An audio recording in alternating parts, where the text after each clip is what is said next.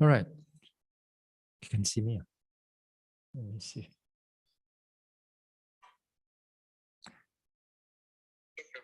Yeah, Benny. Okay, ready. Okay, ready. Can ready. Can. All right. Thanks. Bye. Okay. Let's see. Everybody on the online, we already done the chanting already. While we sort out all the technical issue. Yeah. So tonight, what we're going to do is we are not able, will not have the time to do the guided meditation. We will continue the guided meditation tomorrow night because tonight we have quite a number of questions. So we're going to proceed on to the Q&A. Okay? All right. Question.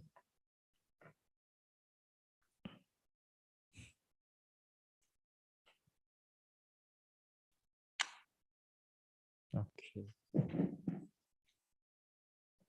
Let me see.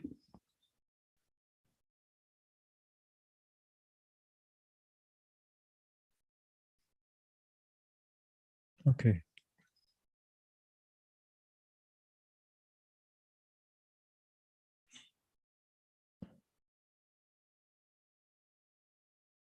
Okay.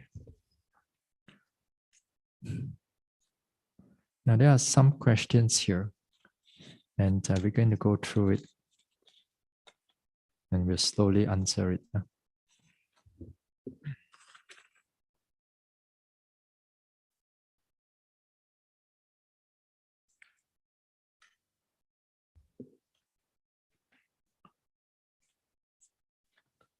Any more?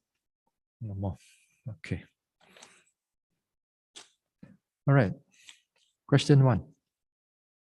Can you share with us some of your personal experiences, stories that help to inspire us, help to inspire us in spiritual life? Example, overcoming obstacle or what inspired you to renounce?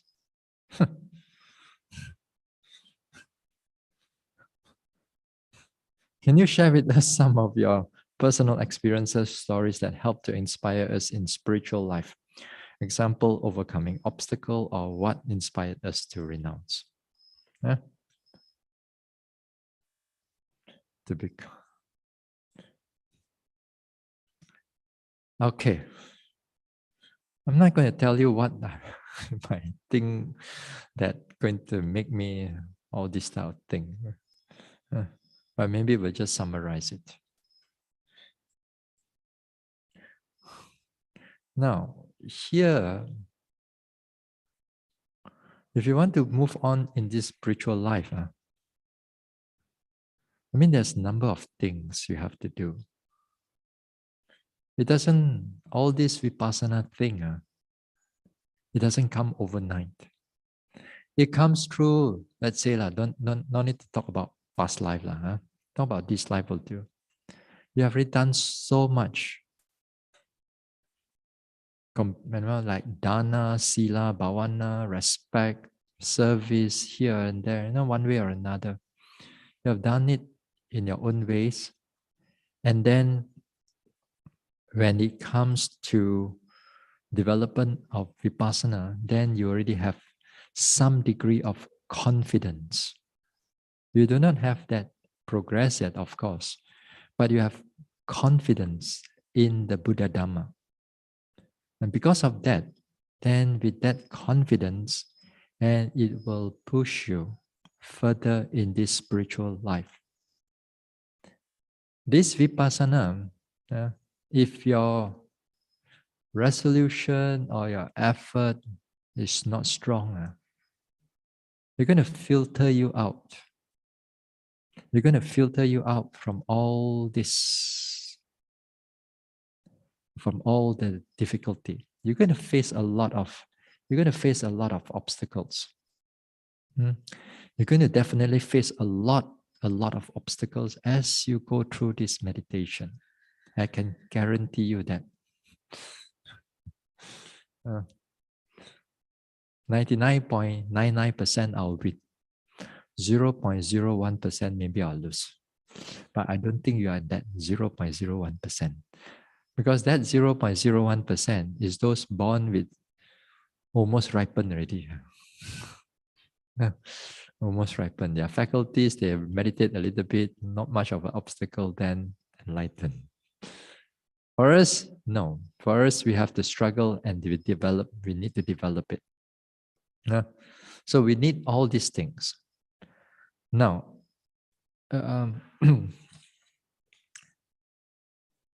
in this practice, all you need to do is make sure you go from one retreat to another retreat. There's no such thing as shortcut. There's no such thing as taking an easy way out. Just because you cannot, sometimes yogi tends to, go through a little bit of obstacles. Then they quickly, over some time, they truly get out of this vipassana. Vitahan. They truly get out of this vipassana. And they only want the more easier path, easier way of doing things. Later part, I think there's also a question connected with this also. There are a number of things that is going to challenge you in this meditation. First of all, for some people, it's the painful experiences. That painful experiences that you cannot able to learn how to overcome them. Wrong word. You do not know how to note them because you don't overcome painful feelings and so on. If you cannot know how to overcome them, you know how to note them, then you're going to overwhelm the yogi. If the yogi do not know how to arouse the mindfulness, the effort, and so on, does not really put the attention into it, then it's going to overwhelm you. This is the first thing that usually yogis fall from this vipassana meditation. Second thing, somebody turn on the mic again.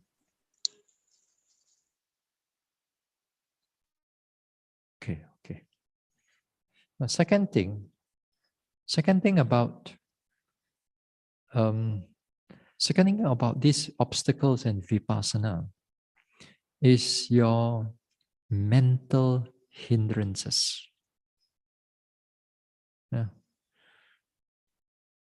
Greed or kamachanda, sensual desire.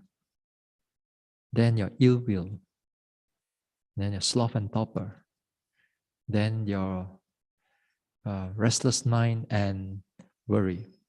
Then the fifth one is your skeptical doubt. One of these, or two of these, or all of these will affect you one way or another. For some people, these hindrances is a very big thing. So big that they cannot meditate, they cannot settle down. Mentally, so much thinking cannot stop. So much of concepts, so much of thinking, after some time, they truly give up. No confidence in meditation, in vipassana. Perhaps also sometimes some people may have a lot of desire, sensual desire, lust and so on. The mind keep on thinking about everything, what they want to do, what they need, and what they do this and do that.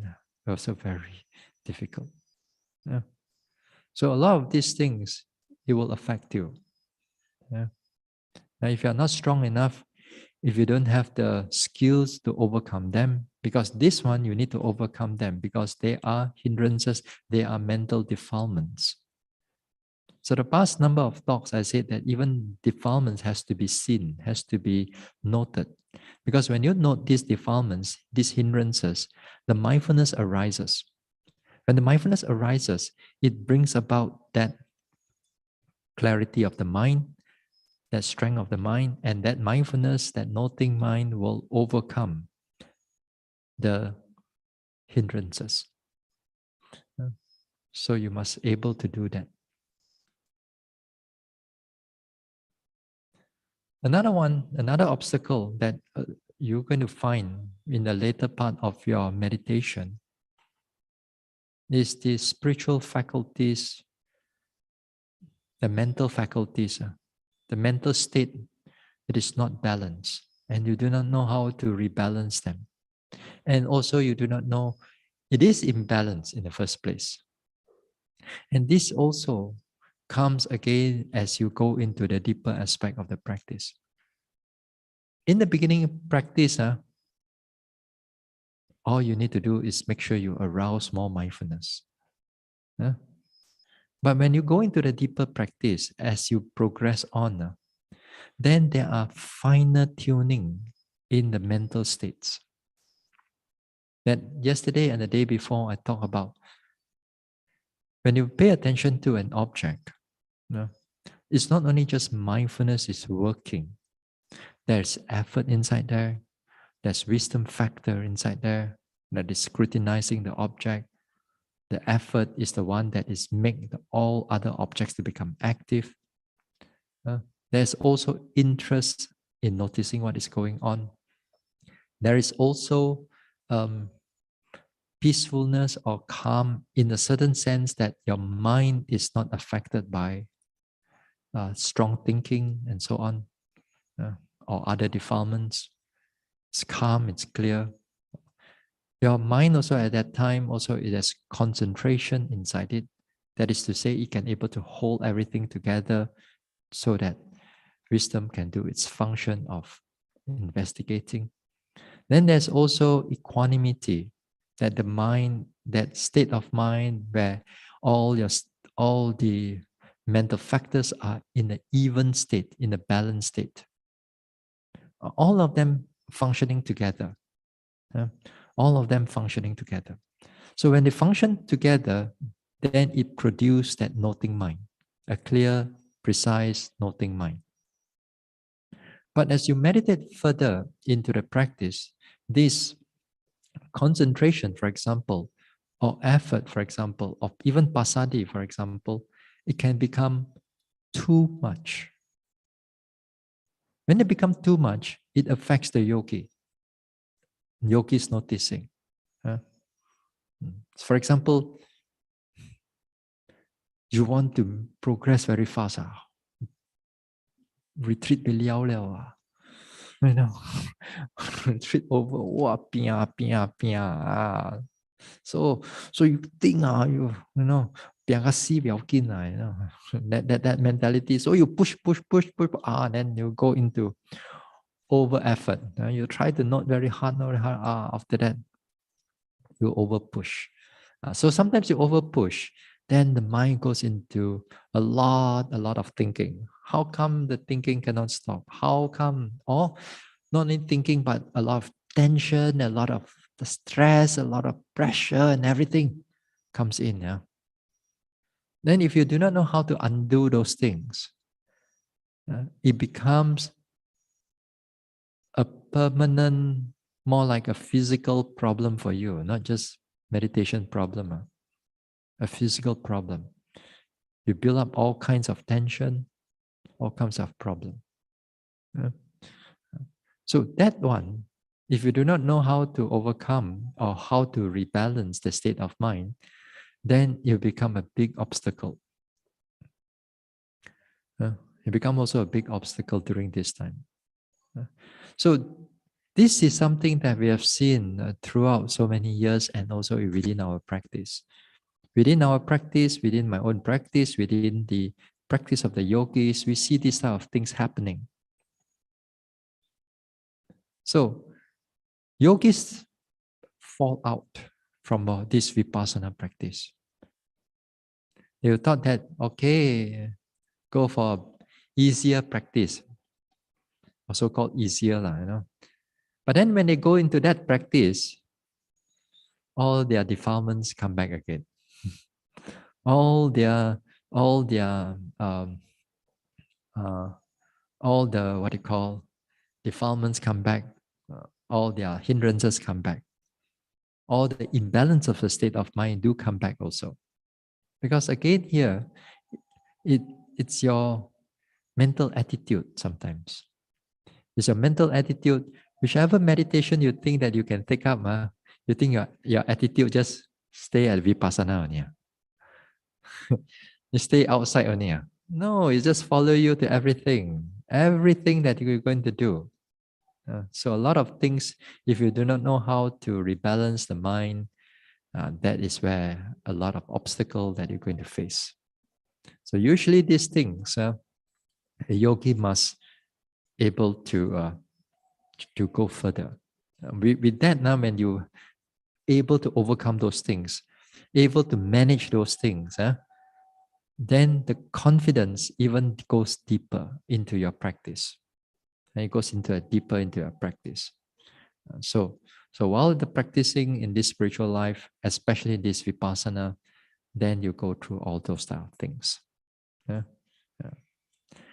So, being a monk or a nun, there's also only one thing actually, that if your mind is clear enough, it gives you the time to meditate. Now, tell me, if you're not retired, you think you can come to this retreat? You think you can come if you're not retired? You cannot. Because you are lay people. You don't have the time.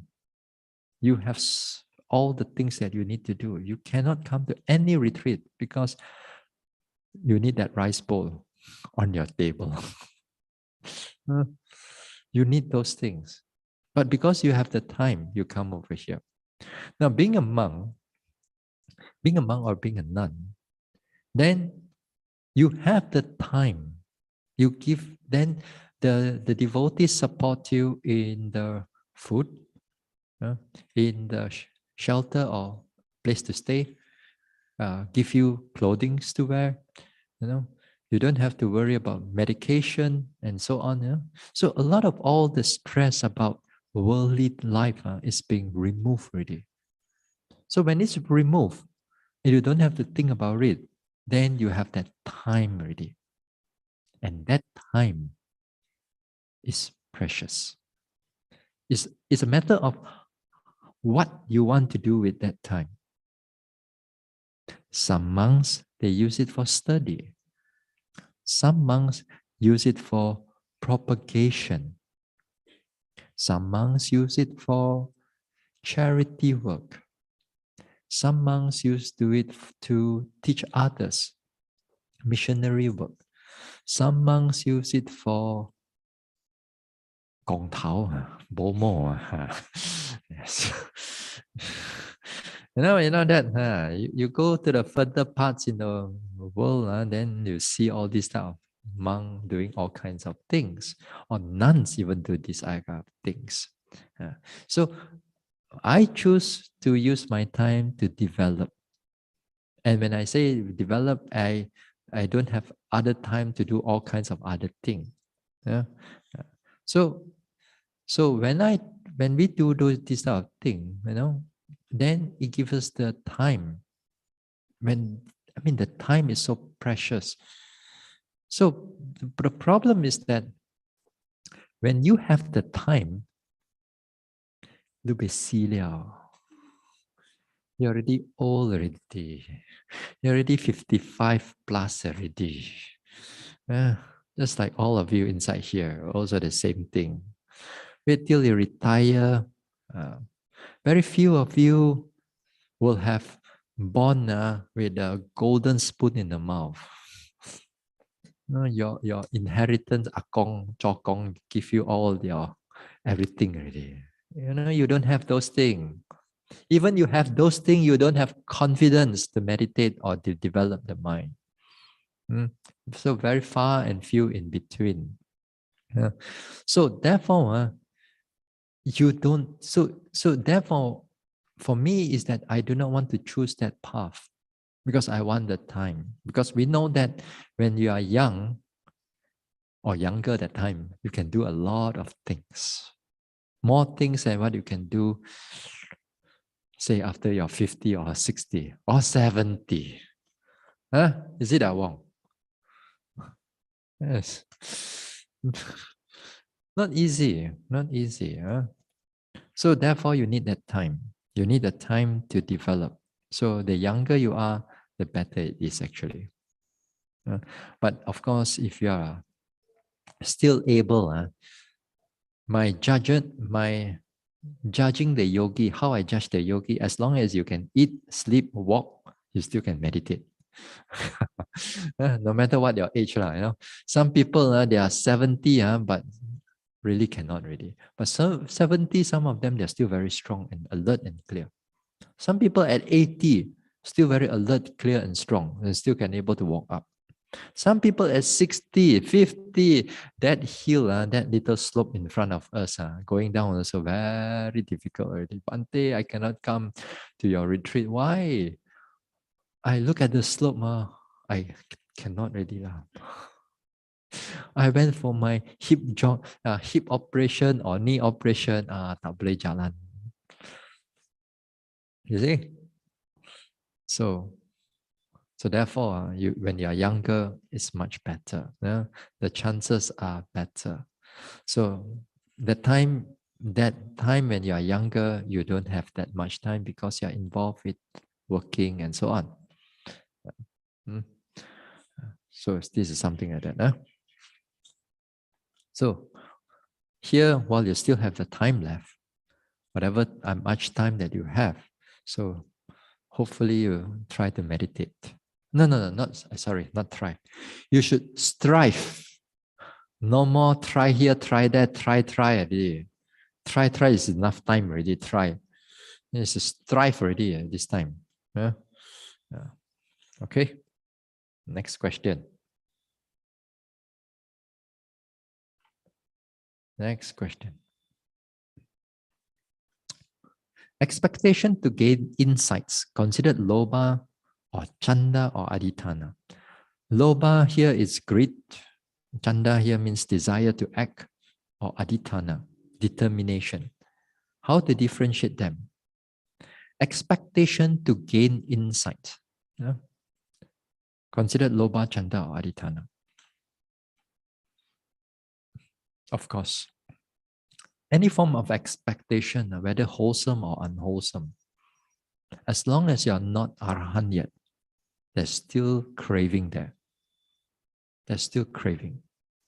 But whether that craving is going to bring you down to hell or not, that's another thing. You crave for the sensual desire for the world, and of course that craving goes into strong greed and strong, sensual desire. Those things, yes, those things can lead you to further into the samsara. But there are also now like craving to do good also. There's still some craving there. But that craving does not lead you to unwholesome states, unwholesome rebirth. So while we are here, there's still a certain form of craving. But don't worry about that craving. We just put it aside, that craving. Don't worry about that craving. Now, while you're meditating, while you're actually at the moment of you are noting the object, while you're noting the object at that time, while you're noting the object, when there's mindfulness, the mindfulness protect or the mindfulness guard the mind to become default. So the craving is all put aside. So that's why you can able to note what is going on. Well and good. But after that, let's say you go back.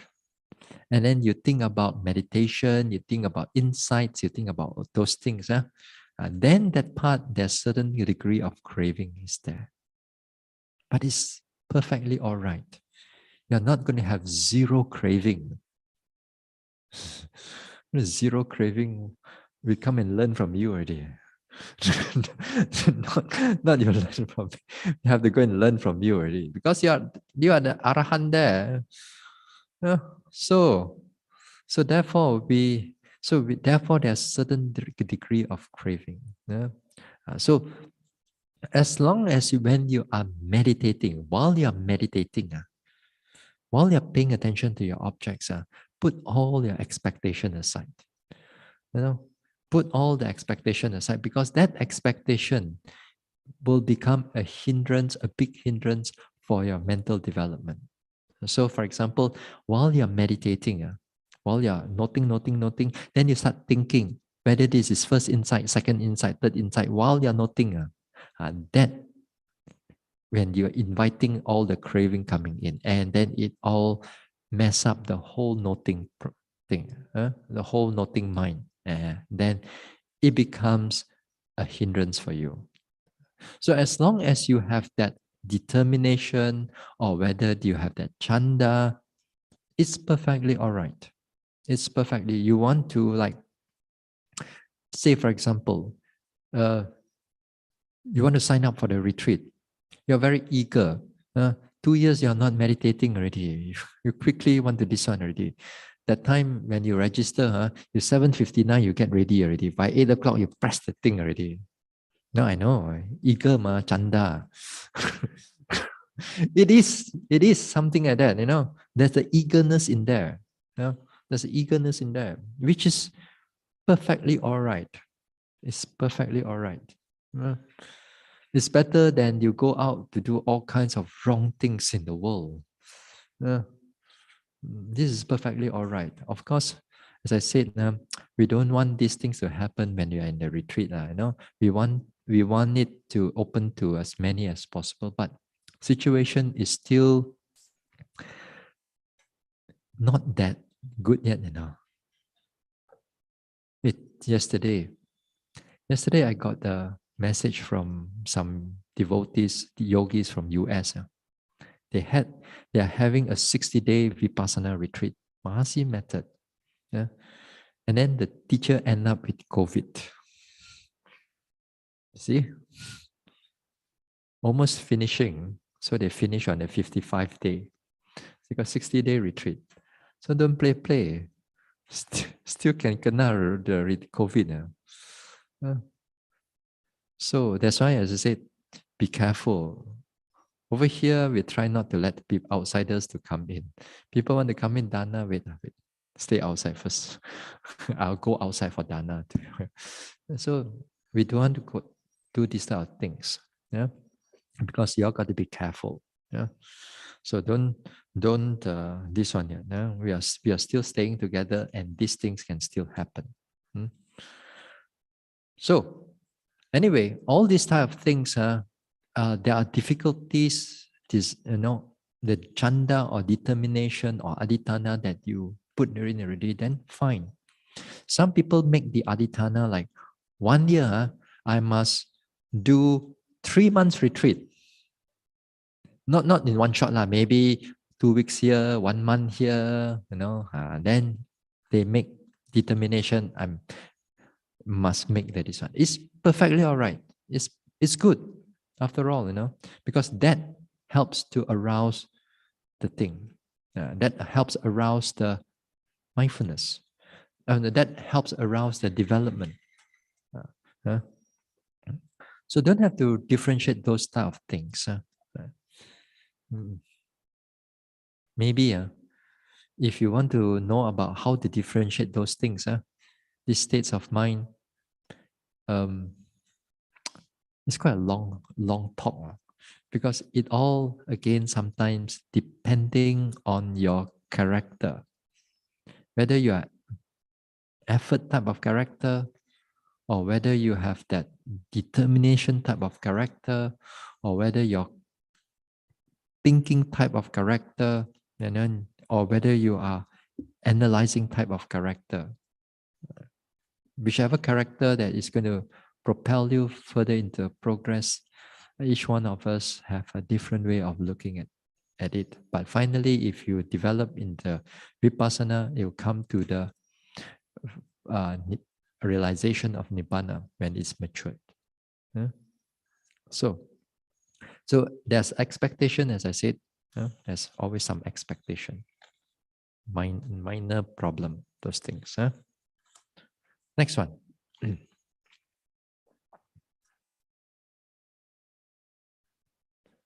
Okay, next. All right. Regarding this Vinaya rule, a monk is not allowed to preach Dhamma to someone who covers his or her head. What's the rationale of this rule? A monk is not allowed to, actually it's not a monk, a bhikkhu is not allowed to preach Dhamma to someone cover his or her head. What's the rationale of this rule? You see, in a bhikkhu, we have a number of Vinaya rules. The rule that over here, as the question stated, that one covers one head. Then here, the rationale is that in the past, even now also, those who cover head, it seems to be like a high category of, in the caste system sometimes, This is Buddha's time, This rule is being created during the Buddha's time. So sometimes when you are in a certain caste, in a higher caste, then they wear head and so on. So when you want to listen to the Dhamma, or with the Sangha, then you have to remove the head turban or the head covering to show respect. To show respect to the Dhamma or to the Sangha member. So they remove the head covering. Sometimes also, like you see in a cowboy movie also. Cowboy movie also something like that. Somebody died, they take out their head, they put in a heart. Isn't it? It's a show of respect. It's a culture thing. It's a mark of respect. So something like that. It's a mark of respect. But there are also allowance in this rule. The allowance is that actually in this rule is that unless you are ill or unless you are sick, unless you are sick, then you can able to put on this one. Then the word sickness or illness, there's a lot of explanation again. What do you mean by sickness and what do you mean by illness? If let's say all of you bought out right now, like me, just shaven like me today, you sit under the fan, the beta, then you put on let's say you put on a handkerchief on top of your head, because once in a while there are yogis doing like that, even without this big fan here. So they put on their head. So is it breaking the rule or not? So again here, it depends on how the yogi look at it. If you consider that coldness is a sickness, is an illness, then they're allowed to. You see, so the word sickness and all that thing, it covers quite a big area, So sometimes also when yogis also, when they sit down with their leg folding like that. Then also leg folding like that also is a sign of disrespect to the Dhamma or to the Sangha member. So it has to be sit properly in a way, as long as you don't like hug your knee or hug your this one, or even like our culture, we don't point the feet to the Buddha and so on, or to the Sangha members. So we have to sit properly. So that is all in the sense of respect, in the sense of respect. So you have to be mindful of being to respect the Dhamma and also the Sangha members. Hmm? So that is the rationale of it. Next one.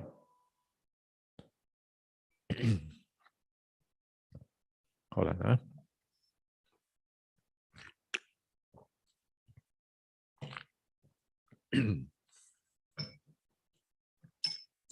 What are the signs of over concentration in walking and sitting? How to rebalance back during walking and sitting? Okay. What are the signs of over concentration? Sorry.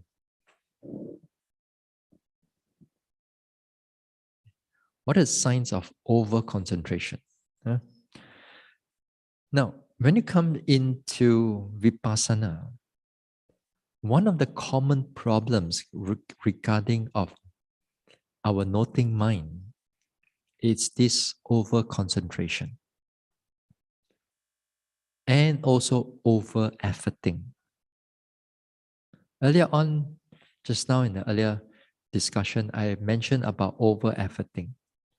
When a yogi over effort, then there's a lot of one of the signs is that there's a lot of thinking coming in, a lot. But and I mean this one is different when you are beginning meditating, you know. Beginning meditating, Hami faculty pun nothing yet. Of course, the restless mind will come in, you know. That one is totally different. You know, because that time your mind is not strong yet. Nothing yet. So the defilements come in.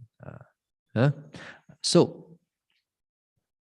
therefore, that one is, I'm not looking in that area. I'm looking in the area where a yogi generally, they can able to have a very good continuous mindfulness. That means if the yogi is skillful in noting, in development, it has, has developed some degree of meditation over time. And then while they're meditating, and then things are no restless, nothing restless. So they note. So they thought of making it clearer. They note harder. Then how come so much thinking suddenly, all kinds of thinking coming in? Earlier on, the mindfulness was really clear, really continuous. Nothing was clear. Then all the thinking mind comes in. Then that means that at that time they're over effort. They're over efforting. Now, when this type of situation happens also, this type of over efforting also can give rise to stress, bodily stress, and also mental stress also. Bodily stress here means that it gives you a lot of tension, tightness, and so on.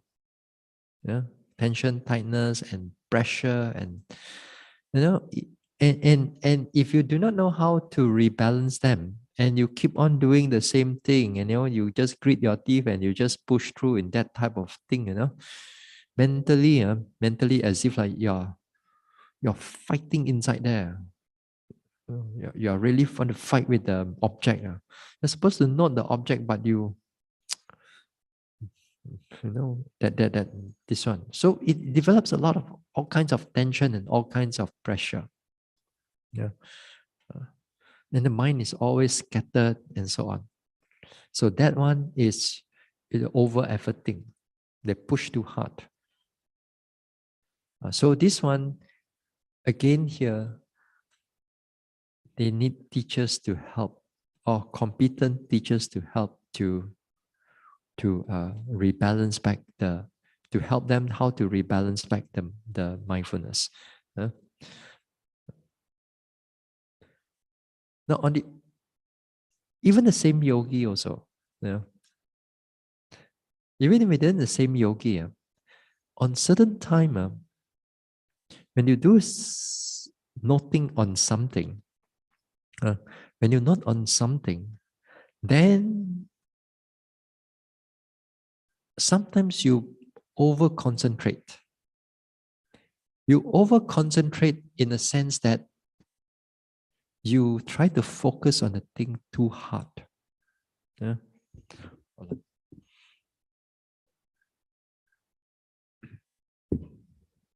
Now you over concentrate on certain things too hard. Take, for example, some yogis.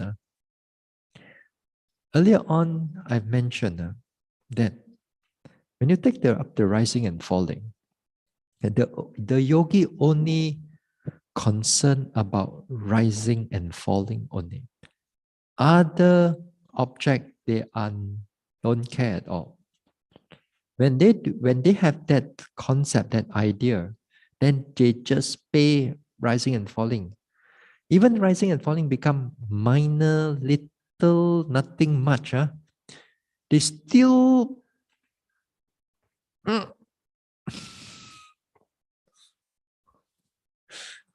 you know, really hold on to it. No, no, no. Pain come. No.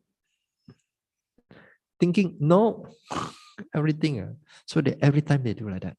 So with this type of yogi, they over concentrate on a single object and they pressure upon it. With that, the mind goes into a lot of over concentration. Mindfulness was not able to catch up already. And when that happened, because the yogi thought that this is the right way, they repeat it again and again and again and again and again and again and again, retreat after retreat after the retreat. Then they goes into over concentration and it becomes a permanent thing. Oh no, the long, it's going to have a long-term consequences. Long-term consequences because of that. I've seen a number of yogis, even number of fellow yogis. When I'm meditating, also I met with this type of yogis. When I teach also, I see once in a while this type of yogis happen. Uh, so when this thing happen, they do not know how to undo all this state of mind. This is one thing. Now, what are the signs that they are over concentrating? What are the signs during in the sitting or walking that you are over concentrating? One of the easiest sign of over concentrating is that when you get shocked, your whole body gets shocked, just with a little sound, for example. So, because here, when you are noticing something very precisely or over precisely, so you try to your vision of your noting becomes like so narrow like that. And then you hold on it, you hold on it. You hold on it, you try to note, no. Then after this one sound coming, pop, you get shocked. Even in the walking meditation, some yogis feel they also get this type of thing also. This is one thing is to show you that you're over concentrated. At least you know that your body is reacting to the whole thing. You get shocked. When your mind is balanced, when your mind is noting everything is in the balance, rising, falling, sitting, touching, everything is clear and balanced, fluid and flexible.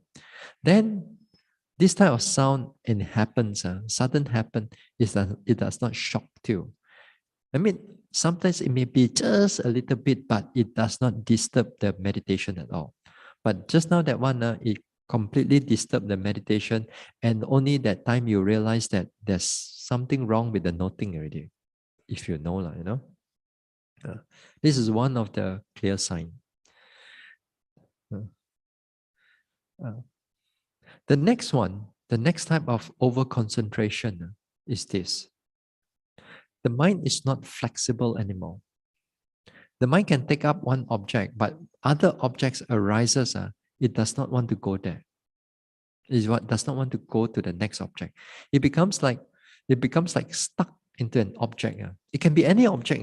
It can be pain also, actually.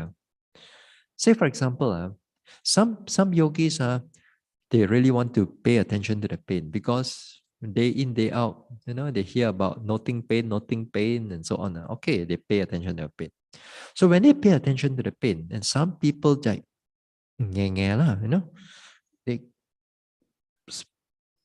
push the mind onto it, noting the pain, try to see the pain, see the cause, see whatever is there, nghe.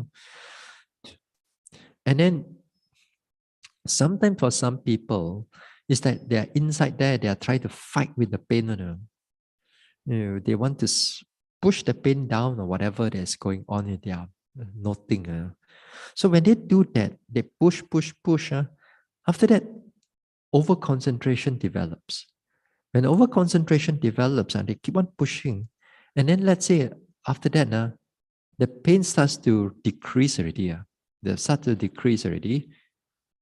Mind rising, falling starts to come back again. But the mind does not want to go back to rising and falling. Just stay with the pain only. Just stay with. Even the pain is not so clear anymore. No? But it cannot move. Like you have to push it previously that you can push it. You know that things are going through. You can able to switch over in a very flexible manner. But this time you cannot. It's get very stuck. Signs of over concentration. These are preliminary signs of over concentration. And this is good because if you're able to catch those signs, you can overcome it quite fast. If you cannot catch it and you do it again and again, it become a mental habit already. Once it become mental habit, very hard to undo. Because nobody tell you that this is over concentration. And then after that, you begin to lose confidence in the meditation. Yeah. And progress is not going to go far already, right now, if you do like that. Progress is going to slow down or stop already. Or what else? Even during in the walking also. Sometimes yogis tend to, lifting, pushing, dropping. Every day, every day I go into the interview room. The teacher, the Bhante asked me, the Sayadaw asked me, how's my lifting, pushing, dropping? Oh, I cannot see this thing like that only. Then the teacher keep on scolding me. Cannot already. So I must nghe already. Nghe not ready how to lift, how to push, how to drop. Nghe see. because no result. Sometimes no result. They're afraid to go into the interview room. So go in the interview room, peep pop already this time. So before that, they try very hard. They try not. So they try very hard, and then here is where over concentration can come in, could able to come in. And then when it come in, then you try so hard until you over concentrated, and then the mind becomes stuck there. Now, if you do that, even there's no interview, even sometimes you overdoing it. You try to move from that lifting, pushing, dropping. You try to move your attention to elsewhere of the body. See whether the mind is still flexible enough to notice other parts of the body. If the mind is not flexible and the mind is stuck there, that means there's a over concentration. It's coming in already. It's a sign of an over concentration coming in. Preliminary, but it's not that strong yet. All you need to do is just change the speed on here. Change the speed only, and then the precision of the noting will reduce. Then other words, everything will reduce. Then to let the mindfulness to redevelop again. Then after that, later on, you find that the mind is much more flexible, and then you come back to the optimal or in the balanced state of mind. This is how we have to do again and again. You become much more in tune with your mental states. very in tune with your mental states. Now, there are also signs of over concentration when it develops after for some time. It develops into sometimes, Reverend Sujiva used to call it stone in the head syndrome. Stone in the head, Meditate, meditate, meditate. Now start a few days only. Pop, you heavy. Yo, every time meditate here. I used to have that too. Yeah. I used to have that too because over concentration, or over effort. Everybody want progress. I also want progress. So we try lah, try lah. There will be times you will have that over concentration. As a yogi, you will definitely will have. You will have over effort, over concentration because you're going to push more than what you can. But it is important that we know how to pull the handbrake. We know how to reduce our power, mental power, because at that time, the mental power can be very strong. Sometimes you are impatient of progress. Impatient already, you still want to note the object already. So these things happen with a number of even the fellow yogis and even monks also, until they have a lot of headache in the head, until they cannot able to overcome this problem, until when they finish retreat, they're going to see a doctor, to take that one very strong for headache one. What do you call that? Not Panadol, stronger than Panadol already. Stronger than your paracetamol already. What do you call that? I forgot already. That one, it take those type of things in order to reduce that tension. A number of yogis have those type of things. They over concentrate that one. Now, because you hear these things, doesn't mean that meditation don't have tension on. Don't think that next time a little bit of tension, over concentration. That also is not right, That also is not right. There are certain tension comes with your mind is alert and clear because this is natural part of the body when you're tired and so on. Then there's certain degree of tension pulling here and there, it will develop. Now, as long as your noting mind is still flexible and changing and noticing, and this is part of unpleasant sensation of the body. Okay, unpleasant sensation of body, part of the mental object is perfectly all right. And you take note of them. So don't be over concerned with this a little bit of pulling tension here and there as you're walking or meditating. There will become to a time when you over concentration type of tension, that type of concentrate, that time it's very unnatural one. You know that building up of that tension, that building up of that concentration and the tension that comes in, it's feel very unnatural, very different from your day-to-day type of noting. So how to tell like that? How to explain more?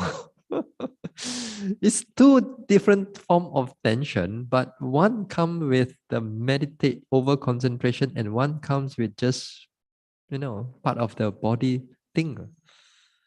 So that one, again, this one, the yogi has to be alert, after a number of trial and error, then fine. In the walking meditation, to overcome this, to rebalance back again, it's always quite easy. You change your speed or you begin to change your object of your noting. Usually, for me, if I do all this type of thing, I do this both together. That is to say, if you find that you are doing too intensive, too strong on the noting on the object, you know that your mind is already cramming inside there. This is where you make an intention to go a little bit faster. When you go a bit faster, then also you make the intention to note other parts of the body. Just to push the mind out again from this one. You got to slowly pull it out, slowly pull it out, slowly pull it out, slowly pull it out. Pull it out to different parts of the body. That is to say, to your hips, to your legs, while you're still walking. So don't let it stay with that particular object. Don't let it stay with that object, because the moment you go back to that object, let's say it's the lifting, pushing, dropping, the mind will go grab on it again. Then again, it over concentration is there. So you got to slowly ease it off, ease it off, ease it off, until for some time, or sometimes maybe a walking, or even sometimes 2 walking or 3 walking. Sometimes it may take you a day or 2 or 3 days in order just to rebalance back the mind. Now, if you are in a long retreat, then it's perfect, because you got the days. You got to here, let's say now in balance already, how many days to rebalance? 3 days. You rebalance at home already. You don't have the time, you see. 2 weeks or so is a very short. Sometimes one thing doesn't disturb you and so on, but the faculties may go haywire. Sometimes you come to a retreat 2 weeks, sick for 1 or 2 days, not clear for first few days, sleepy in few days, imbalance in the last few days. What to meditate? So you got more days. It's good. That's why we go for a long retreat. Then here it's where you can truly rebalance a lot of things, and a whole new skill developed from it. All the new skills are developed from it because of that trial and error that you go through until you have become very skillful. Yeah. So a lot of trial and error here. During in the sitting, the number of things that what you can do is this. You find that you're over concentrating, let's say, on a single object. Again, here the principle is here, try to shift it out to another object. Say sitting and touching. Say sitting and touching. Now you go to the sitting and touching, try to move the noting mind around. Say for example, sitting, you got the hands, you got the buttock. You note a few times, 2 or 3 times. Because you cannot stay at one place for too long this time. This time is a trick, it's a thing that you use this sitting and touching to arouse a little bit more effort and a little bit more mindfulness in order to rebalance back the concentration. Now, in order for you to do that, when you note a touching aspect of the thing over here, let's say, you just note it 2 or 3 times, touching. While you're labeling at that time, noting it, you also pick up just one characteristic will do. Hot. The moment you can able to pick up that one characteristic, which is, let's say, hot, you must move to the next object already. You move to the next object, you notice the buttock. Touching, sitting. While you're noticing it, you must quickly pick up an object already. That means, let's say a pressure is there. When you notice a pressure, then you must quickly move to the next object. You move to the next object, you pick up a sensation, then you move back to this one again. Here, the reason is that we do this is because we don't want the mind to stay too long onto the object. If you stay too long, what happens? Over concentration again. No, you just keep it moving around. Sometimes you move clockwise or anti-clockwise.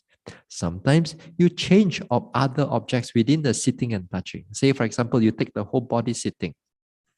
You take the whole body sitting, you take notice just to divert out the mind from that in earlier object that you get connected to, over concentrated to.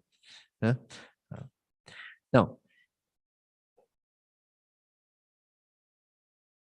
big object, wide object also is good for over concentration. A wide object. A wide object means, let's say, you are over concentrating in your sitting meditation. Then, first of all, you can bring it back to a whole body sitting. Whole body sitting. You don't worry about effort and so on. Just sweep it around. Push the mind out from that object and just sweep it through a few times. Sweep it through, sweep it through. Just make sure that the noting mind is not static. The noting mind has to be moving, like from the top of the head going down, going up, going down. Sweep it for a number of times. Yeah? Some people want to sweep it from the top of the head down to the buttock. Again, from top of the head down to the buttock. Some people from the buttock up to the head. Yeah? Up to you. As long as you take a white object, it is good. Yeah? Or sometimes some people take an external object, hearing, smelling, just for a while, just to divert the mind out from the when you're over concentrated type of object. Now, if these things doesn't work, let's say during the sitting, then we get up to do the walking. We get up to do the walking. This time you do more of a right step, left step. Take the whole body as an object again, because sometimes the over concentration can be very strong for some people. They know that they are over concentration, but they must know that how to able to overcome those things.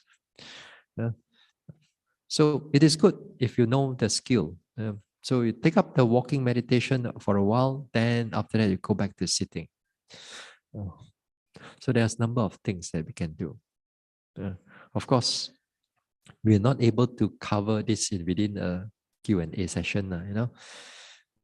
This type of talks also, sometimes I gave it in Dhamma talks, especially in the faculties, somewhere in some retreats here and there. Then we can talk about those things a lot. Finally, over all this type of imbalance, finally, over the years, what I did is that I look back for mindfulness again. I don't go and try to arouse the effort or do this, just being aware, just being in the present. And I know that mindfulness is not enough. And I know that when the mindfulness is not enough, then after that, when the mindfulness comes in, everything gao dim. No need go and think of how much effort should I arouse? Is it enough or not? Is it this or is it that?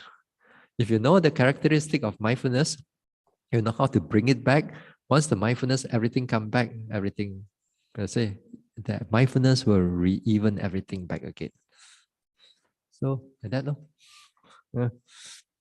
Say it's easier. You try to do it and see.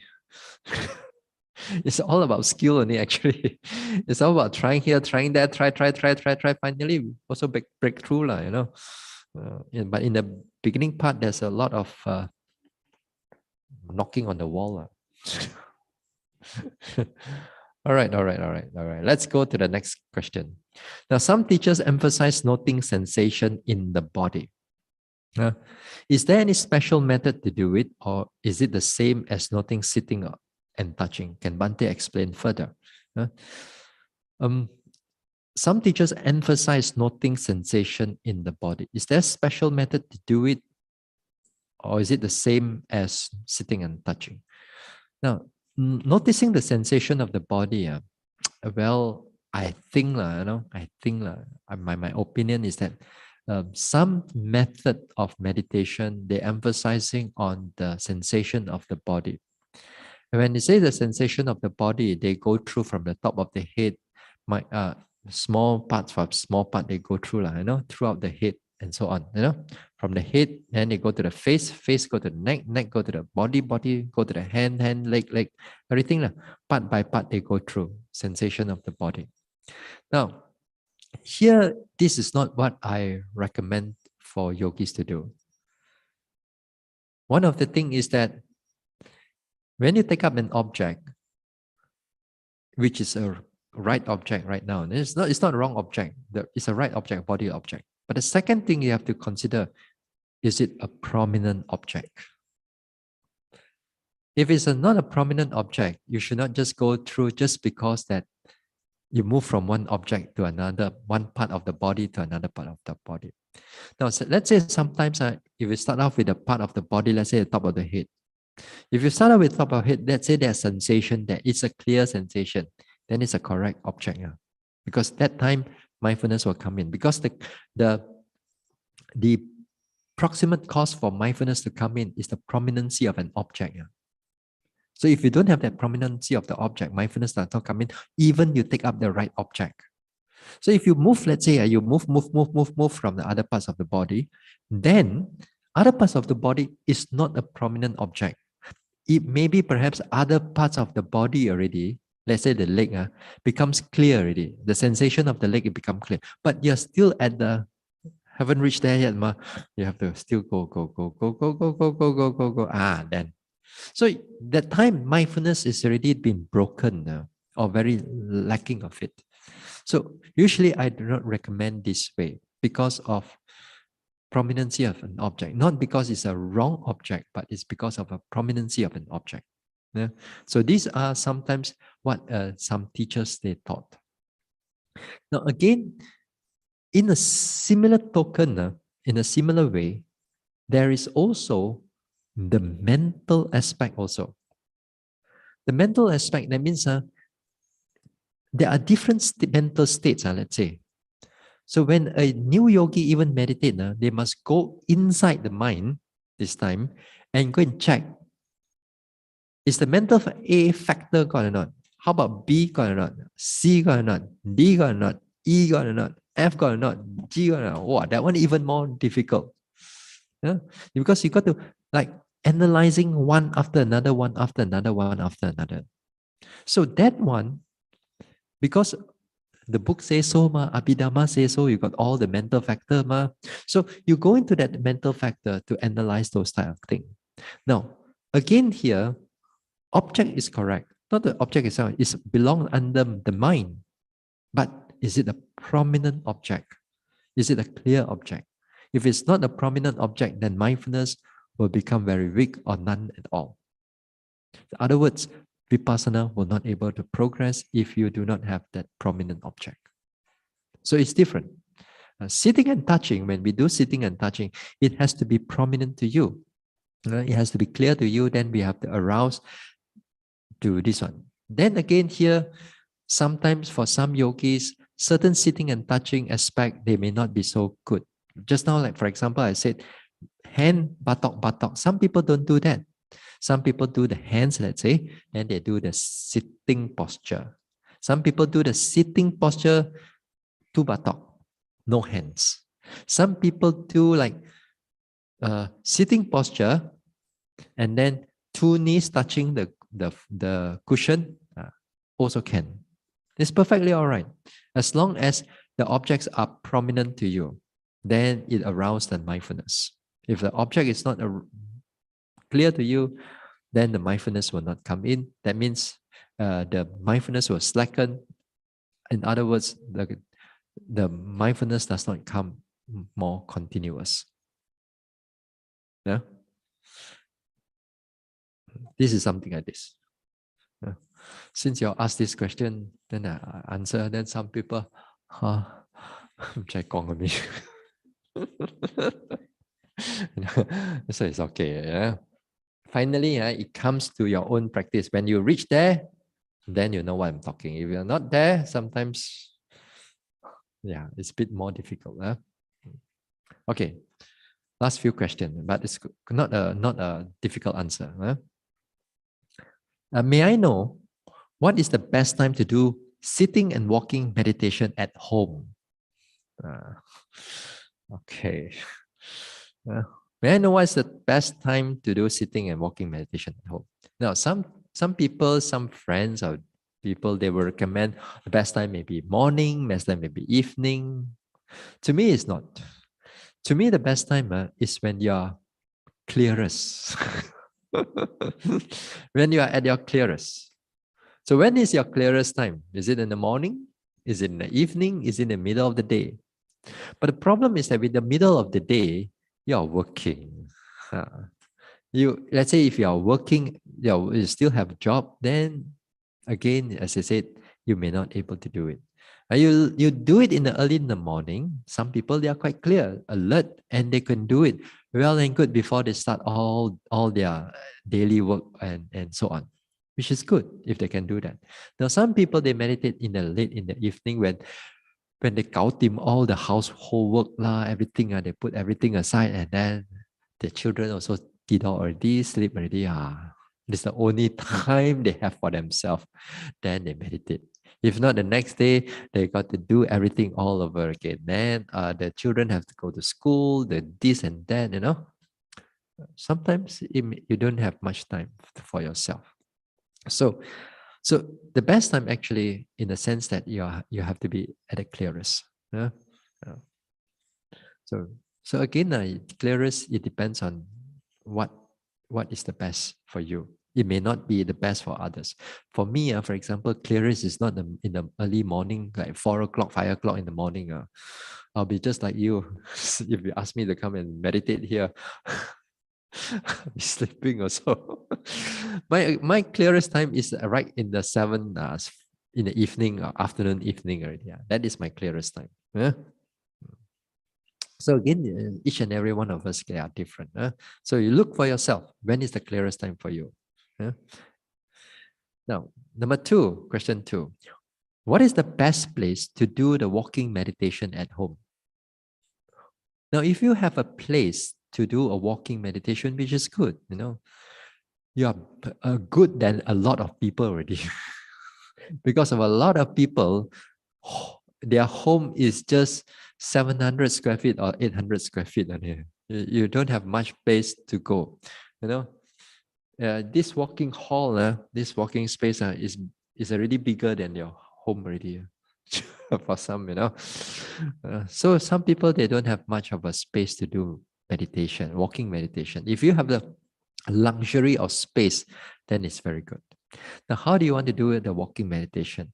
Now, it will be good, ideally, you don't have many things that can attract your eyes. But what is not attractive to your eyes at home? Tell me. Everything is attractive, ma. Even the fridge also attractive. Even I walk in my place where we don't have, empty, but the fridge is there. Walk. You know that there's nothing much inside there. Close and then got come walk again. At home, you got so many other things at home. But therefore, we got to be disciplined. If you cannot, you have to make a determination that, okay, this is the path that you're going to do the walking meditation. Then mentally, you have to psych up yourself. Okay, everything else, make sure I don't go and touch it. I don't go and look at it. Let me try to do the walking meditation. So if you are able to do that, then wonderful. If you don't, if your discipline is not strong, if you don't have that determination, then it's very easy for the mind to be attracted to all the things at home. So take note of that. So you create it in the mind, and if you can, if in your garden and so on, make sure that you are not attracted to all the external things. Number 3, can we just do the sitting meditation at home in order to maintain mindfulness? Now, at home, of course, you can do that. If you just want to do sitting meditation and you don't have place to do walking meditation, then fine. It's better than doing nothing. It's better than doing nothing. So if you have space, we'll do some walking. If you want to do sitting, then fine, then you do more sitting. So sometimes if you have space at home, let's say, if you don't have to do sitting, you just do the walking also. Also okay. Don't necessarily must always be sitting at home. Sometimes if you got space, then do. If you no space, then, well, do some walking. And some people, some yogis that I known of, they do standing meditation before they sit because they got no space to walk. So they're not standing, sending all the sensation also. They can do that. And also it's good because it stirs up some development, some mindfulness first before you go into the sitting. So yes, of course, during in the sitting at home, Don't expect that it's going to be as good as when you're in the retreat. 2 years, you've seen it for yourself. How much can you do? Uh, how much can you do? You cannot do that much compared to when you are in a retreat. So, number 4, if so, how long should we do the meditation daily? If so, how long should we do the meditation daily? As long as you can. It all depends. But of course, we got so many other things that we need to do and duties, responsibility. It will be good that finds certain time. Then when you say about time, what is important is the habit. Habit to meditate every day, but not the time. But if you can include the time, that is wonderful. But not many of us may have the time. But it will be good to meditate every day. Here means every day. You can do it like 15 minutes, half an hour, 1 hour, 2 hours, up to you if you have the time. But do it every day. Some days you are more free, do it longer. Some days you have a traveling here and there, a lot of things coming up. Still do it, but do it shorter. Just make it a habit to meditate. Because with that habit, next time you come to a retreat, you are quite, at least there's a base you can develop from. At least there's something for you to develop from. If you don't meditate at home, and then after 2 years or 3 years don't meditate, then you're going to come to a retreat. Very rusty already, So something like that. Make sure you meditate every day, long or short. Okay, this is about all in the Q&A. All right, tomorrow we still have a talk. Tomorrow is the night, so we continue with that. We continue with the talk for tomorrow night. Okay, we share merits.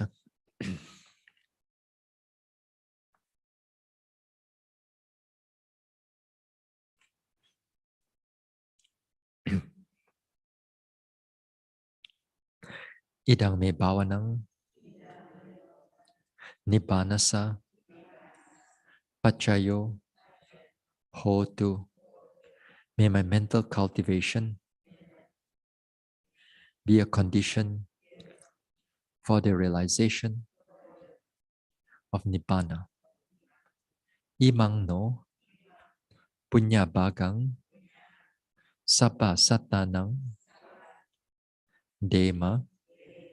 We share these merits with our departed ones, with all beings and all the devas. Sabbe satta sukhi hontu anumodantu. May all beings be happy. May they rejoice in these merits. Sadhu.